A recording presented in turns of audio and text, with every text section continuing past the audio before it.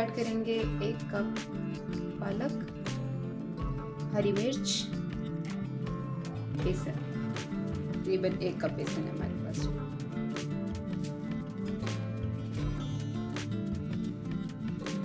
तो लाल मिर्च करेंगे, हल्दी, जीरा। पहले हम ड्राई मिक्सिंग करेंगे, अगर आप चाहें तो आप उसको भी मिक्स कर सकते हैं। तो वो थोड़ा सा पानी में ऐड करेंगे।